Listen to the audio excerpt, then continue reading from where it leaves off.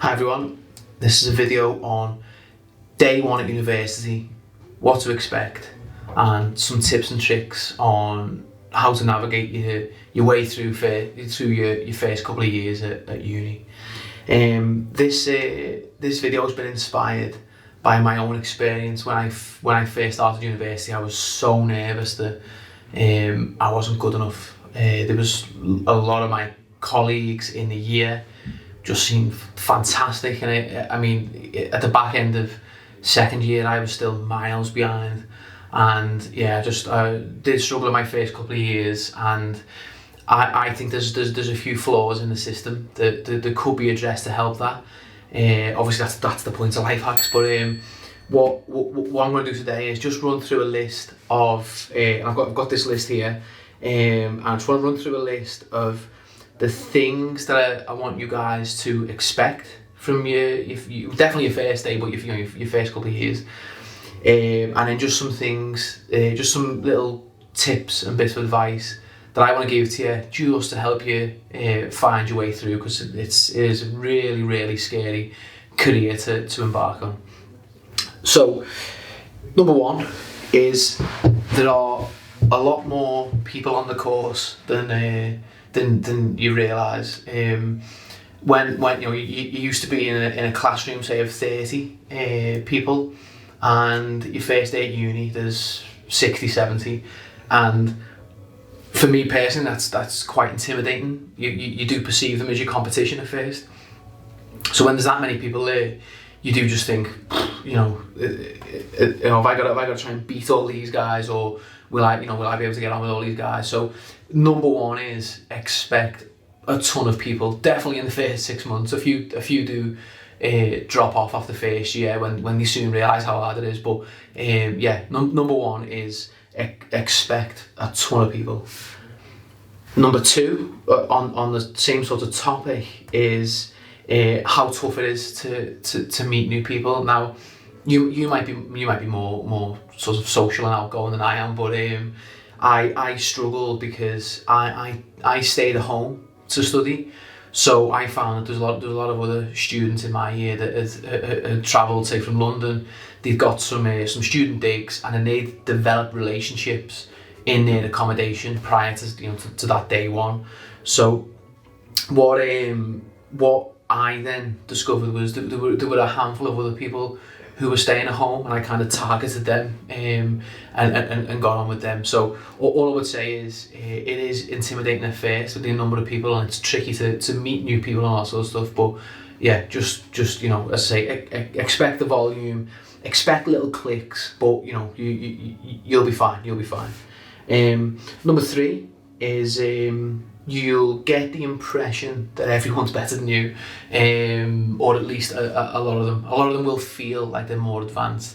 Now, what I mean by that is that me myself, I went straight from sixth form, straight from school, and there were people on the course who had interior design degrees, technical drawing degrees. Some had done like foundation architecture courses, and they were just well more advanced. So all I would say to you, as I say, the first part of this video is just what to expect. I will go through some solves in a moment. So number three is just expect that there will be a good percentage of people who are just that bit further on than you are, but as I say, don't panic. Number four, the length of duration that you're in uni and studio. You may be used to school, which is 9 till 3:30, and if you leave at 3:30 when you're at uni, you'll be frowned upon basically. So expect way longer hours. Just gear your mind to the fact that you could be in studio as late as midnight on some occasions. So yeah, expect those longer hours. Number five is, for me, this was a strange thing. Number five is having to stand up in front of strangers and present your schemes. Never done that once at school. So within a couple of weeks, I had to get up in front of the whole lecture hall. I think it was about 80 people. That's how I remember it anyway. 80 people on the course, and I'd never presented to anyone before, and it was just, oh my god, it was so scary. stumbled my way through, made a mess of the presentation, and yeah, I just didn't see it coming, didn't expect it. So prepare yourself for presenting to decent sized audiences, all of which are strangers, all of which are judging you. So just prepare yourself for that. Maybe there's I used to watch lectures of some of the best architects. I used to watch some Daniel Libeskind lectures. Just mimic how those guys present. Get used, practice in front of the mirror and all that before you do your first presentation. So yeah, number 5 is presenting in front of strangers for the first time. It's unbelievable. Number 6 is the elements of critique and crits and reviews and all that sort of stuff. You're not there to get compliments. So all I would say is just expect the fact that when you're up presenting, if the tutors and the professors are just saying to you, great job, then they're not doing their job basically. So expect critique, and sometimes it'll be harsh critique, and sometimes that critique will come from your peers as well on the day. So just expect that, embrace that, and you'll be fine. Number 7, it's quite unfair. You'll have worked your arse off, and someone else might come in with half the amount of work that you have, and they'll get twice the mark or twice the grades. So all I would say to you is just expect, again, it is unfair. It's very opinion based architecture. It's an art form, it's design. So someone else might have half the amount of work, but they just might have a really strong concept, and they might deserve that better grade. Well, there might be other reasons. I'll get into that in a minute. But so just expect that it's not a level playing field. Other colleagues might be getting graded by more lenient tutors. There's loads to it. So just play your own game, and you'll get over that element of, or that sensation of being unfair. Number 8 is overemphasis on the sort of poetics of architecture. What was frustrating for me was the fact that there just wasn't enough technical elements. It was all about the poetry. It was ultra poetic as well. We were getting sent off to look at like old-fashioned silent films for inspiration. It was just so abstract. But there are hidden messages in there. If you do get your head around deep concepts and quite abstract narratives, if you really just embrace that, then again you'll just come that bit more prepared. So as I say, there's a little bit of overemphasis on the poetry of architecture. Just get your head around that. Number 9 are confusing tutors or professors. Now, what's frustrating with some of the professors that I came across is they expect too much of you too soon. So they lack empathy basically. So they just think that you should know it all. They think that you should maybe have done this foundation course. A lot of them do lack empathy on the fact that you've come straight from school. So again, all I would say is just be patient with the tutors that perhaps aren't being patient with you. That's number 9. Confusing or just over expectant tutors or professors. Number 10, boring lectures. Now, the only lectures I was interested in were the ones on design, in the nicest possible way. Lectures on acoustics and lighting and all that sort of stuff. I just wasn't interested in them. But all I'd say to you is, every lecture's got its place, and I will sort of go into that at a later point. But all I'd say is, again, expect some lectures that just seem way beyond your even interest. Just expect them, and you'll be ready for it. Number 11, not entirely understanding what it is you're meant to be producing. Now, I now know, there's a few presentation boards around me now. I now know what it takes to present a building, a project. But again, tutors forget that when you start uni, you haven't got a clue what you're presenting. So again, just embrace that. Just embrace the fact that you're not fully clear yet, and just seek the advice from the tutors. Don't be shy. Just ask them. Just say, what exactly should I be presenting here? And if they're not telling you, just ask me. Number 12 is just sort of touched on it. Number 12 is you're very, you'll find that you'll be shy of admitting that you don't know the answer to something. I think when you've got such a large audience, particularly in first year, you don't want to come across like you don't know what you're doing, but that's actually counterproductive. What I would say is embrace the fact that you don't know everything. I've been qualified for years and I still barely know anything to do with architecture, so embrace that you don't know something. Don't try and bullshit your way around a topic or a question you've had. Just say, I don't know that, can you point me in the right direction? Or I don't know that, I'm going to do some research on it. So just embrace the fact that you are a blank canvas right now. Number 13 is the stress and the constant deadlines. It's super stressful. It's still stressful now. I think I've got a reasonable handle on how quickly I can turn things around, but you still can't get past the stress. It must be one of the most stressful professions outside of, say, being a surgeon or something.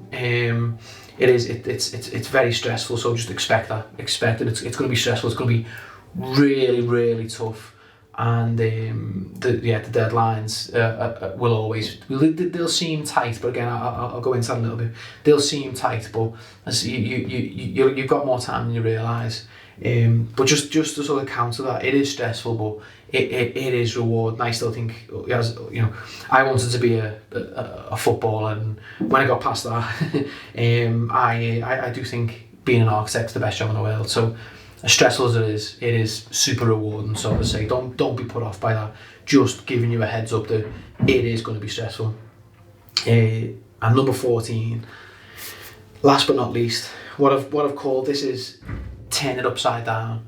Now, there's nothing more frustrating than when a tutor or a professor says to you, you've got your design there, and they'll say to you, what does it look like? What does it look like if you put it outside? Now, between us, that's them not really knowing what advice to give you. So again, just embrace the fact that sometimes when you're presenting your schemes, you will be met with critique and suggestions that are just bizarre. You might have to just pick and choose the advice you take. You will get some weird comments. Okay, so for me they're the top sort of 14 things to expect. That perhaps you might be. There's a few obvious ones that I've not mentioned. Obviously, I'd say they're 14 that surprised me personally. So just to go into some of the suggestions, the tips, if you like. So my first one is I just want to say, don't panic. All of the stress, all the presentations, all the intimidation, all the confusion, it's amazing preparation for the real world. I'm now presenting to hundreds of people if I've got projects that are in quite sensitive areas, and I'm presenting to local residents or stakeholder groups. It could be churches, it could be care homes and all that sort of stuff. I'm just not nervous anymore. I just get up, present, do my thing, and I wouldn't have that confidence, that ability if it weren't for uni. And earlier on I was saying about expect critique, you never get a compliment. Well, I still get compliments now. So again, it just gives you the thick skin. So as I say, don't panic, embrace the teachings that you get at uni, and it'll serve you well in your career, in your years to come. Don't be intimidated is the second one. Now, I mentioned earlier about there'll be people that are more advanced than you, so be it. There's people better than me. That's perfectly fine. I wish I was as good as Norman Foster. Maybe one day, but just play your own game, stay in your lane, do your thing. Don't be intimidated by anyone else. Now, I've made a note here saying that 9 times out of 10, the other people, especially in first year, if they've got great work, they've got relatives who are architects, so they'll be drafting in an uncle or an aunt or a mum or a father who's at least got experience in the game. So don't panic. You'll catch up, and the guys who are sort of shortcutting it now, they'll soon be found out as well. Third point is take your time. I know deadlines might seem super intimidating, but as I say, try and squeeze as many hours in the day as you can, and don't just take your time with absolutely everything. Don't rush. it seems like you've got no time at all, but you've got plenty of time. You might have to sacrifice some of your luxuries. You might have to sacrifice watching an extra hour of television and things like that. Just say find that time and just try your best to just relax. Know the fact that it's bloody hard, and you'll be absolutely fine. Seek advice from everyone that is available to you. Even those outside of architecture, seek advice from everyone. Don't be shy. And even if you've got a dedicated tutor, don't be shy and go into other people's tutors. Seek the advice from absolutely everyone. The more kind of tips and bits of advice you'll pull in, the more resolved your project will be and more rounded you'll be as an architect in training. Don't be overprotective of your own design. I know that's a tough one. There's nothing worse. There's nothing worse than when you've been working towards something for so long, and it's your baby, isn't it? Your project, and you present it and you just get absolutely nailed.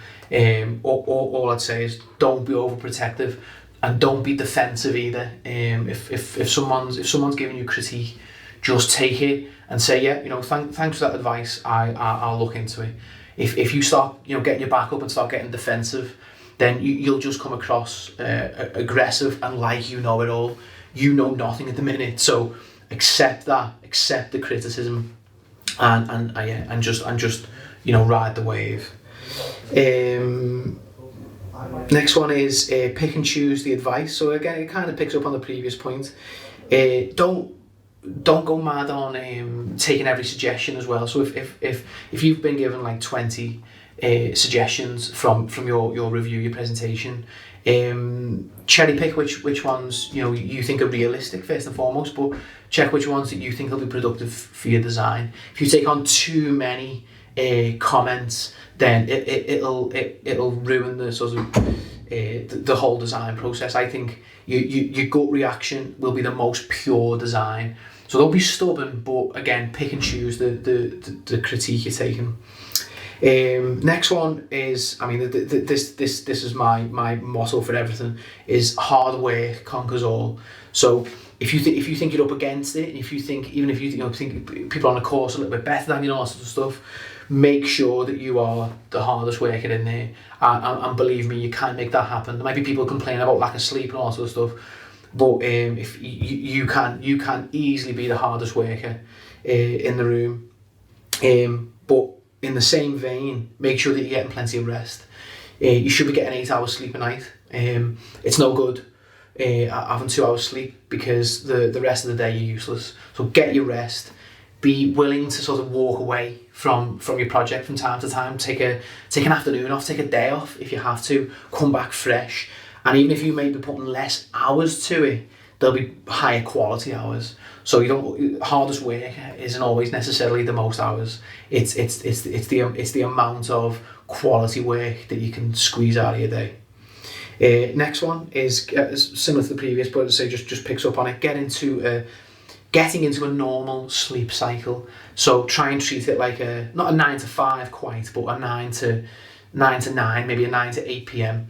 Just try and get in the rhythm of going to bed at a reasonable time, getting up, starting your work at 9, getting into a regular cycle. Soon as you start doing all-nighters and things like that, you'll just ruin your rhythm, you'll ruin your concentration, and your quality will dip. So really try and develop a nice routine and a nice working cycle. Now the next one is it just moves into a bit of design, and I will touch on that. So the next one is make sure that your idea can be filtered into one sentence. So if you're presenting a project, how can you summarize that in one sentence? So for example, this housing development here, if I could summarize that in one sentence, it's to celebrate the listed church that's next door. It frames the views back to the church. The church was built in the 12th century. So the whole narrative behind that design is to celebrate the church next door by framing views, by giving little glimpses of views and things like that. But I say one sentence, it's to celebrate the history of the area. Done. So you should be able to filter your concept into, or your narrative into, one sentence. And if you can open your presentation with that, you'll have the tutors eating out the palm of your hand. And yeah, picking up on that. Next one is knowing the difference between a narrative and a program. A narrative is the overarching idea, nothing to do with drawings, just the overarching idea. Is there a deficit of something in the area? Does the area need more sports activities? Does it need more labs, galleries, what have you? The narrative is just, you know, why is this project important for the area? Why is this project come into existence? So that's the narrative, and you should always start with a good narrative. Don't draw anything until you've got a solid narrative. Whereas a program is what the building is for and what it does. So don't rush into explaining spaces and rooms and all sort of stuff, and even the appearance. Start with the narrative, and then the program it leads on from that. Then what the building is about, and you know what it does and what it's for. Then make sure that on every single presentation you do, you clearly explain how you arrive at the design. Now, Bjarke Ingels, for me, they're the best at this. Go on their website and check some of their diagrams. I think I'll just put a little snippet in the video. Just check their diagrams. They're just little cubes with arrows and things like that, but it just explains exactly how they arrived at the design. Next one is a bit of a hack. This one, good quality drawings will always scrape a pass. So if you're struggling for a narrative, you're struggling for a program, just get shit out of drawing. You know, really good drawings, really good presentations, they'll always get you pass at the very least. So if you're really struggling, especially in your early years, if you're struggling with the narrative and the conceptual side of things, just hone in on your drawing skills. Next one is picture how you would show your projects or on presentations if you weren't there to present it. So don't go mad with the amount of text on a presentation, but make sure that it's very clear exactly what the project is. Make sure you're showing all facets of the project, you know, good floor plans, good visuals, good 3Ds, and you know, picture if you weren't there to present it, could my audience understand what I was proposing? The next one is, just mentioned it, keep the text to a minimum. Although I'm saying about picture it when you're not there, we as designers, we're more picture led, aren't we? We're more visual, so make sure your presentations are more visually led. Now this is a bit ironic because I'm doing it now, but don't read too much from cue cards. Just give you, similar to this I suppose, just give yourself a bullet point list. And then when that bullet points will prompt a memory or something that you were thinking of, it'll prompt it, and then look up and make sure you're looking your audience in the eye. So just a prompt, and then it'll just remind you exactly what parts of the project you want to explain. If you're just there going, this is my building and I think it's great and all that sort of stuff, you come across too robotic and it's just too boring. You know what I mean? Have a few prompts, you know, walk the length of your presentation area and really come across animated, and your presentations will just come across so much better. Next one is make sure to master software. Now I must admit it's a tiny, I mean if you're watching this you're already sort of behind the curtain anyway, but it's a bit of a plug for what we're doing, is making sure that you master your software. So the better you are at software, AutoCAD, Revit, Sketch, all that sort of stuff, the better you are at that, the faster you can produce stuff. So the more slick your production is, the more time you can spend on design, the more time you can spend on sketching and, you know, figuring things out. For me, the best designs are the ones that look more resolved. And I think if you're not panicking about the length of time it's going to take to draw something, then you're going to be spending more time on designing it and making sure it's absolutely spot on. So sharpen from day one. Make sure that out of hours you're doing, you are practicing software so that your production is much sharper. Next one is don't rush into a design. I was terrible for it. I used to just try and get something on the page straight away and design something and then post-rationalise the point of it. As I say, it's a very, very simple, I'd say a 3-step process. Spot what the site needs, what the area needs, you know, spot a deficit. It might even be what the world needs. You know, your project might be combating I don't know, say low B population levels, or it could be combating global warming, things like that. So I would say identify a problem, come up with a narrative, and then those two things will easily lead into a solid concept for the design. And then when you've cracked those three things, you'll be drawing like mad. So make sure that you don't rush into drawing something, and you've come up with the reasons why first, and that will also inform a very strong presentation as well. And then last but not least on my tips for day one students is play the game. It might sound cynical, but it's true. If you spend more time in the studio, if you're running around tutors and constantly asking for advice and help, and you seem really keen, you're turning up to every single lecture on time, you're engaging in those lectures, you're asking questions, all sort of stuff. And you know, if you're just seen to just be about the university all the time, you know, go up to the tutors.